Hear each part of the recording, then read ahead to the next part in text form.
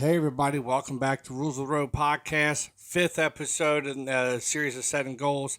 And so today we're going to go ahead and talk about realistic. Okay, so with realistic, a lot of people here keeping it real, but real how? There's a lot of things that come involved. But the one thing about keeping things realistic is that you don't want to demoralize yourself or lose confidence because your goal was actually just too big.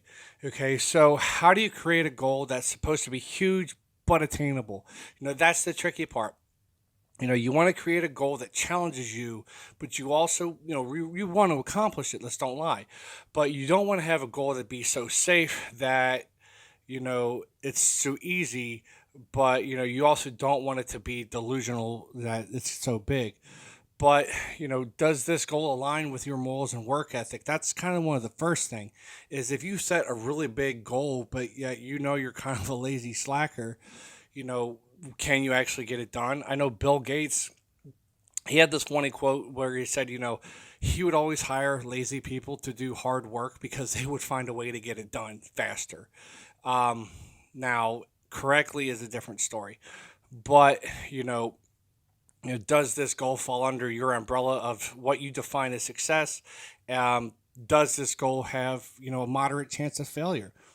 And having an accountability buddy, who is honest with you and will let you know if it's something that you have the possibility of completing or if you're just completely out of your mind, they should hopefully be honest enough to tell you that you don't have the accountability or the talent or the means or method to achieve this goal. So you need to kind of take that into consideration. But then again, like I said, it's your goal. And you're the one that has to be putting in the work. But it's always good to have that second opinion because, like I said, you don't want to be delusional. And here's an example of being realistic versus unrealistic. Say you're a high school graduate and you're making minimum wage at Popeye's Chicken, and you say, what, I'm going to start an online clothing business, and then next year I'm going to be a millionaire. Okay, so yeah, it's possible. I mean, sure, I guess, but you have less than a 1% chance of making it. Maybe unless you come across a slogan or champion a cause that's literally going to change the world. The best you can realistically maybe hope for is just a couple thousand. And that's going to take some very long nights and a lot of hard work. Now, obviously, the more you grind and, that reach, the reach that you get with marketing is going to better your chances. But and so don't overlook that grind factor. But to sit there and say that you're going to be a millionaire over a clothing business in a year, that's very unrealistic when it comes to this standpoint. And in keeping in the theme of realistic, there are some things out there that they seem very real to many people, but they're actually myths. So, but okay, what is a myth? There's, there's two main definitions. One being, a traditional story, especially one concerning, say, history, people, or some sort of like phenomenon, whether it be a supernatural being. I know we just watched La Llorona, the movie. That's an old, Mexican myth, and there's the boogeyman. That's an example. So there's a lot of out there. Those would be your myths, or so they say. And then there's, the one that the definition we're talking about here is it's a widely held but false belief or idea. And, so we're not talking about social phenomenon or anything supernatural today. Um, but what we are talking about today is that false belief or idea, especially the ones that we kind of tell ourselves. And so I want to kind of go over a couple common myths that we do tell ourselves. The first one is we hear it a lot is I can't do it. Well, the reality is if you haven't tried it, how do you know? It seems, it's kind of like that whole little kid who, you give him a new type of food and he's like, I don't like it.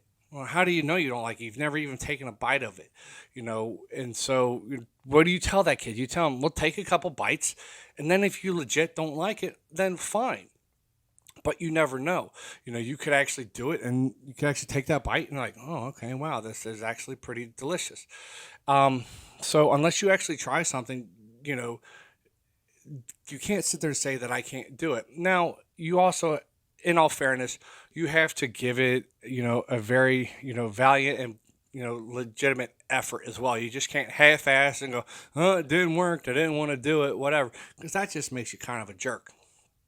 And say if you did do it and you kind of failed, you could always try to take it a step further, and you could do it again, but try to do it a different and more efficient way, because you never know. Maybe it's something you might actually be good at, but you were kind of just doing it the wrong way. The second myth I'm going to talk about is I don't have the time, or it would take too much time, or I'm just too busy.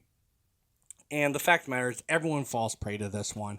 I know I've said it a couple times, but the truth you know, is that the time and effort that it takes to do something, that's not really the determining factor if you want to be successful. It all boils down to your processes and your systems, and obviously your mindset. And so everyone's heard the saying, work smarter, not harder.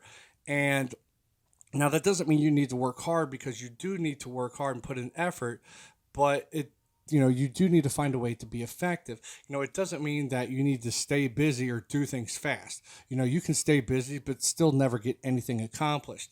You can do things very fast, but they can also be sloppy and incomplete. So an analogy I like to use for this is, it's called you have a big giant pile of bricks that you need to move, and it's in the front yard. The delivery person couldn't take it to the backyard, and you only have about 2 hours to do it. And so you have two options. The first one being, you can go get as much bricks as you can carry, run from the front yard to the backyard each time, and move this pile. Or what you can do is you can go to your neighbor's house, go get a wheelbarrow, use that wheelbarrow. So you can either take over 2 dozen trips where you're running, carrying a pile of all the bricks that you can carry, or you can take maybe 5 or 6 trips with a wheelbarrow. You're using a lot less energy, you're moving a lot more, it's a lot more efficient because you're having a tool. And you can see how just being effective and more efficient, that's where you are at with this pile of bricks. That's why I like to say, work smarter, not harder. Yes, that doesn't mean you need to work hard. You do whatever you're doing, you need to actually put in effort in it, but try to find more efficient, faster ways of getting things done. Okay, so being effective, that's key. Not everyone has the same amount of time, but it's how you spend that time is what really matters. And the third myth I'm going to go over is, nothing good ever happens to me. And the reality is that it's all a matter of perspective, and there's two different mindsets that cause this. The first one is the ungrateful mindset, and there's also the victim mindset. The ungrateful mindset, because you don't appreciate what you have, or what people do for you. You don't see the good because you're selfish, or either you just it's on purpose, or you just have too much tunnel vision, that you just don't even notice. Okay, but there's also the victim mindset, because you automatically see the negative in things, and you think things only happen to you, or like people, like things are happen that only to hurt you. But either way, your perception, it clouds the reality of what's going on. If you don't appreciate the things that people do for you, they will eventually stop. Okay, so not everything, and also not everything that happens, to you is strictly negative or meant to directly harm you. Take time and say thank you for what people do, and learn something positive in the things that happen to you. The more you see positive in things, the more positive things you're gonna see. Okay, and the fourth and final myth that I'm gonna go over today is, it's too late to be successful. The reality is that it's never too late to be successful. All you need to do is make the decision to be successful. Your decision to be and to achieve success, that's what's going to make or break you. Some people think that if you don't have a huge plan in place by the time you're 25, you're going to be a huge failure. That's not true. I mean, hell, studies even show that your brain is not fully developed until you're almost 25 anyway. So how can you expect to have your life together? So yeah, you might have more opportunities because you're younger, but that isn't the deciding factor, because it also depends on what you do with these opportunities. In fact, more people see success later in life because they have more like real life world experience. okay, and wisdom. So they've been through the ringer, and they've learned what they want.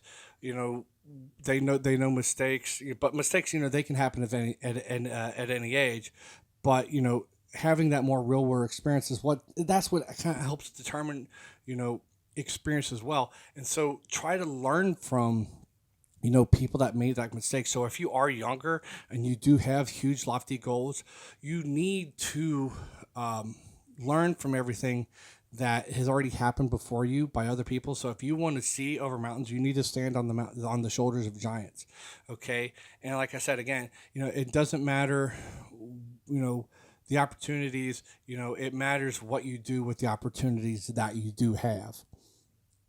So to sum up today's episode, being realistic and finding balance of what you can actually do and what you're willing to do, that's the tricky part. And at the end of the day, either you know it or you don't know it, and you need to find that out. A lot of people, they make excuses for what and why they can't do or what they can't do, and based upon their own perception and reality. So, don't be afraid to try new things. You just never know, and you never know. You just might actually like something. And that brings us to the end of today's episode. So please come back tomorrow when we're going to go over the time bound portion. And I'd like to close out today's episode with a quote from George Washington Carver. And it fits pretty nice with the theme that we were going over today. And that is, start where you are with what you have, make something of it, and never be satisfied.